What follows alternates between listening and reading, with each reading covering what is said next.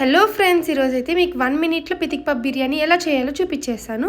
First అయితే పచ్చిమిర్చి, onion, tomato cut చేసి పక్కన పెట్టుకొని అల్లం వెల్లుల్లి పేస్ట్ కోసం మిక్సీ జార్లో అయితే టమాటో, ఆనియన్, అల్లం వెల్లుల్లి వేసి పేస్ట్ చేసుకోవాలి. స్టవ్ మీద కుక్కర్ పెట్టుకొని అందులో ఆయిల్ పోసి ఆవాలు వేసి ఇంకా మసాలా దినుసులు వేసి పచ్చిమిర్చి వేసి వేగిన తర్వాత టమాటో, ఆనియన్ అవన్నీ వేసి తర్వాత పితిక్ పప్పు వేసి వేయించుకోవాలన్నమాట.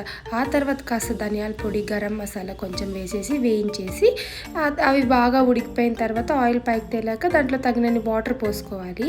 వాటర్ పోసుకొని ఇంక ఉప్పు వేసుకొనేసి ఇంకా అవి బాగా తెరలాక దాంట్లో అయితే బియ్యం వేసుకునేస్తాము. బియ్యం వేసి కలిపెట్టేసి ఇంకా మూత అయితే పెట్టేస్తాం అనమాట కుక్కర్కి.